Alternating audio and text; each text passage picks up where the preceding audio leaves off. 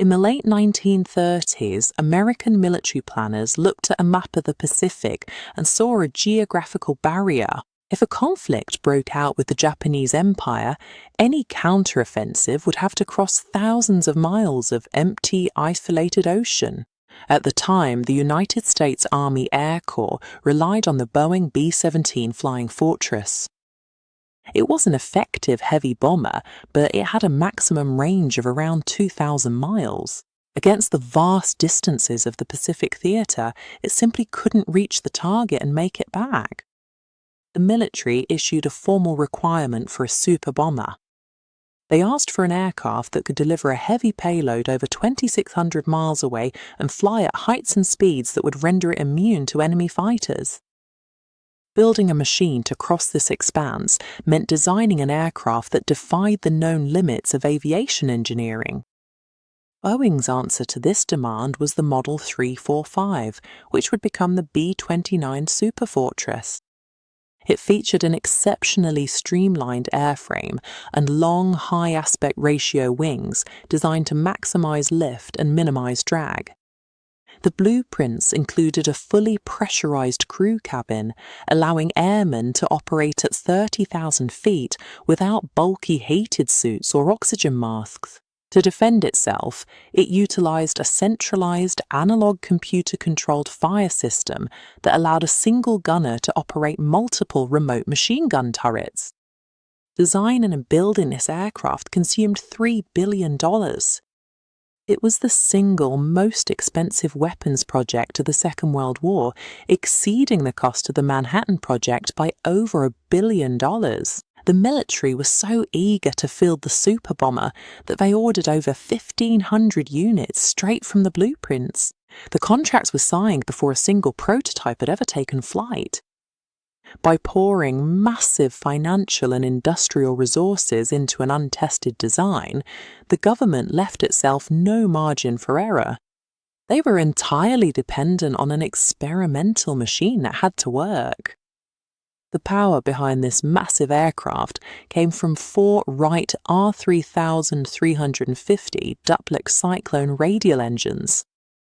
Each one was a highly complex 18-cylinder powerhouse capable of producing 2,200 horsepower.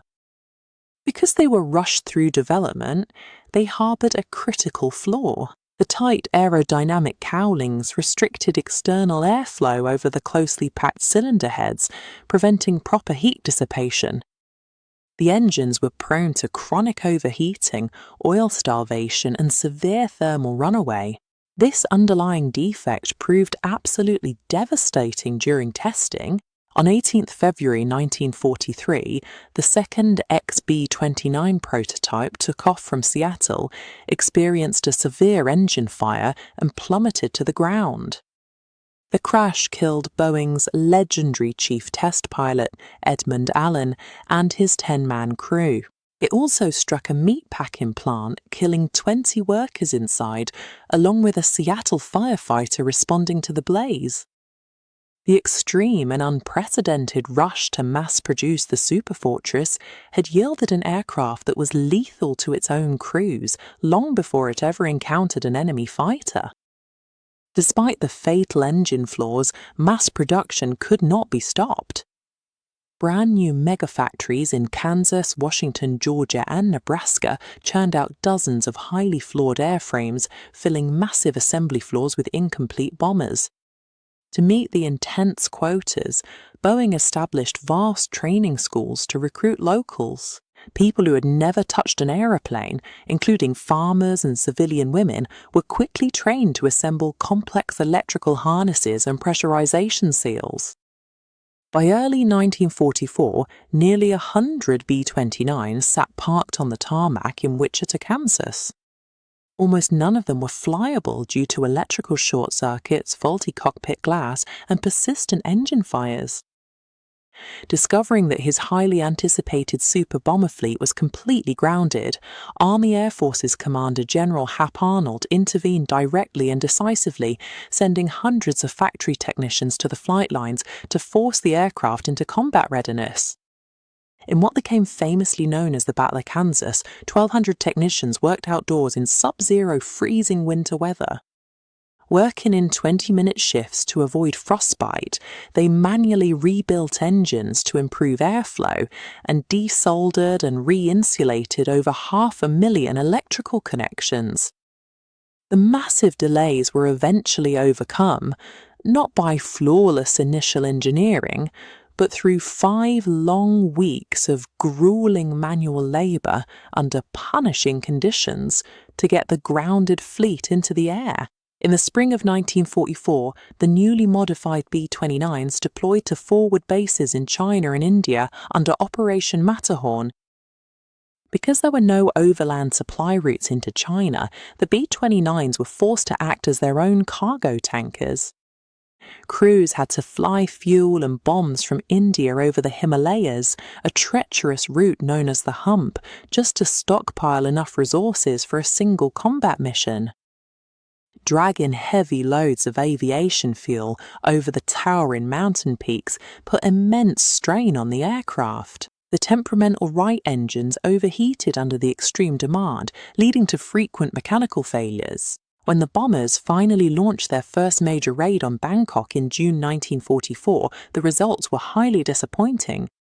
Dozens of aircraft aborted en route or crash-landed, and very few bombs actually hit their targets. Operation Matterhorn made it clear that despite the extensive modifications in Kansas, the B-29 was still too fragile to overcome the immense logistical and geographic barriers of mainland Asia. The strategic turning point arrived in late 1944 with the capture of the Mariana Islands. American engineers quickly transformed islands like Saipan and Tinian into massive air bases, placing the B-29s within 1,500 miles of the Japanese home islands. On 24 November 1944, the 20th Air Force launched 111 Superfortresses from the Marianas, aiming directly for Tokyo. En route, they encountered a weather phenomenon no bomber had faced before, a 200-mile-per-hour jet stream. Combined with chronic engine troubles, the fierce winds scattered the fleet. Only 24 bombers managed to find and strike the primary target. While the damage inflicted was minimal, the mission proved a crucial point. The B-29 could physically survive a 3,000-mile round trip over the Pacific Ocean to strike the Japanese capital. As 1944 came to a close, the Superfortress remained a flawed and temperamental machine. But the $3 billion gamble had paid off, placing American air power directly over the Japanese Empire for the first time. By early 1945, the B-29 program was facing critical failures. High-altitude, daylight precision bombing turned out to be ineffective over Japan because of jet stream anomalies, engine overheating, and severe logistical pressures. General Curtis LeMay introduced a radical change in strategy. By switching to low-altitude night raids and removing defensive guns to boost the bomb load, he aimed to cripple Japan's industrial capacity. The new approach made use of the M69 incendiary bomb. These bombs were designed to pierce through residential roofs and sprayed burning napalm gel, wreaking havoc on urban areas built mostly from wood and paper. Operation Meeting House, on the 9th and 10th of March 1945, saw over 300 B-29s attack Tokyo. The mission successfully dropped over 1,600 tons of incendiaries into the heart of the city. The resultant firestorm is without precedent. More than 15 square miles of Tokyo were destroyed, with hundreds of thousands of buildings reduced to ashes and an estimated 100,000 casualties. After the firebombing of Tokyo, the campaign was widened. Throughout the summer of 1945, the 21st Bomber Command struck 64 Japanese cities, displacing millions and causing severe damage to the country's infrastructure. Operation Starvation was carried out alongside these attacks. By laying mines in Japanese ports and shipping lanes, the US effectively crippled the nation's ability to transport food and raw materials. Alongside the conventional air campaign, Project Silverplate concentrated on modifying B-29s to carry the enormous atomic bombs being developed by the Manhattan Project. To accommodate these atomic bombs, the Silverplate B-29s underwent extensive re-engineering, including the removal of armor and turrets and the installation of specialized pneumatic bomb bay doors. Crews were trained to carry out a complex 155-degree escape maneuver. This was crucial to get the aircraft away from the nuclear shockwave within 43 seconds of the bomb being dropped. On the 6th of August, the Enola Gay dropped the little boy atomic bomb on Hiroshima, resulting in the near-total destruction of the city's urban center in an instant. The second mission to Nagasaki on the 9th of August faced severe mechanical and weather difficulties, ultimately forcing an emergency landing in Okinawa after the detonation. By mid-1945, Japan's capacity to wage war had been dismantled by three means: the incineration of its cities, a complete maritime blockade, and the final shock of atomic weaponry.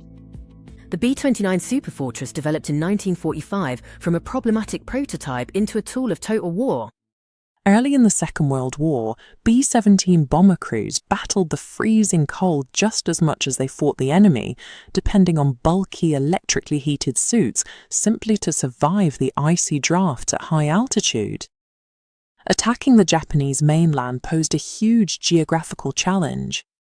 It meant bombers had to cross thousands of miles of open ocean and climb above severe weather systems, all while carrying a heavy payload. The engineering answer to that geographical challenge was the Boeing B-29 Superfortress. Developing the aircraft cost the United States around $3 billion, making it an even more expensive undertaking than the creation of the atomic bomb. Building it demanded a huge industrial mobilization, with 4 separate assembly plants running non-stop to produce the airframes. This aircraft represented a brute force technological leap designed specifically to cross the immense distances of the Pacific Ocean. That leap began inside the fuselage.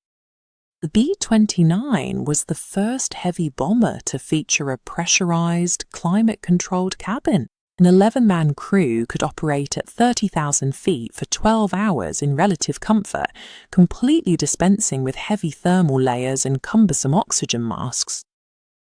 This cross-section shows that pressure was maintained in 2 separate zones in the nose and tail, divided by unpressurized bomb bays. To move between sections, crew members pulled themselves through a padded aluminium tunnel stretching over the bomb doors. By eliminating the physical struggle against freezing temperatures, the crew could devote all their energy to managing the aircraft's advanced internal systems. Older bombers defended themselves using large manually operated turrets that left the gunners exposed to the elements and caused significant aerodynamic drag. The B-29 used low-profile remote-controlled turrets. This diagram shows the General Electric Central Fire Control System, which connected 5 optical sighting stations to 4 external turrets. Analog computers instantly calculated airspeed, gravity, and parallax error to aim. Electronically, a single gunner could switch control, directing several turrets at once. Built-in interrupter cams acted as a physical failsafe, automatically stopping the guns from firing if they were aimed at the bomber's own tail or wings. The analog computers extended the gun's accurate range to 900 yards, making the bomber a heavily defended platform that Japanese fighters found difficult to approach. 5 years later, in June 1950, the Korean War broke out. The military brought its mothballed B-29 fleet back into service, sending them straight back into standard daylight bombing formations. But the airspace above the Yalu River, soon nicknamed MiG Alley, presented a new Soviet-designed threat, the swept-wing MiG-15. Jet propulsion gave the MiG the huge advantage in both speed and altitude. They could dive down from above, cutting through the bomber formations before the B-29's analog computers could track them accurately. The peak of this mismatch came in October 1951 during a mission known as Black Tuesday. Cannon-armed MiGs decimated a squadron, shooting down or irreparably damaging several superfortresses in a single afternoon. The most expensive advanced piston bomber of the Second World War was suddenly outclassed, completely caught off guard by the leap to jet propulsion. These mounting losses forced an immediate tactical shift. The Air Force suspended daylight strategic bombing altogether, restricting the B-29 strictly to night operations. On the flight line, maintenance crews painted the shiny aluminium underbellies of the bombers matte black to help them evade ground searchlights. This map shows a system called SHORAN, short-range navigation. By measuring intersecting radio signals broadcast from two remote stations, crews could pinpoint their exact location and drop payloads in the dark without any visual contact with the ground. To counter the radar threat, crews added a 12th man to the roster, an electronic countermeasure specialist operating dedicated equipment to jam enemy anti-aircraft frequencies. The B-29 survived the remainder of the Korean War by trading its daytime visibility for electronic stealth and precision radar bombing. Operating in this hostile jet-dominated theatre, the Superfortress fleet flew 21,000 sorties, dropping nearly 167,000 tons of bombs. The military officially retired the B-29 from active squadron service in September 1960. The stark contrast between its absolute dominance over Japan and its vulnerability over Korea demonstrated that military hardware relies heavily on a crew's ability to adapt those tools to rapidly evolving threats. The core systems introduced on the B-29, pressurization, remote targeting networks, and radar-guided navigation, became the mandatory baseline for all subsequent strategic bombers. The Superfortress shifted aerial combat from a pure test of human endurance against the elements into a synchronized partnership between human operators and advanced computing.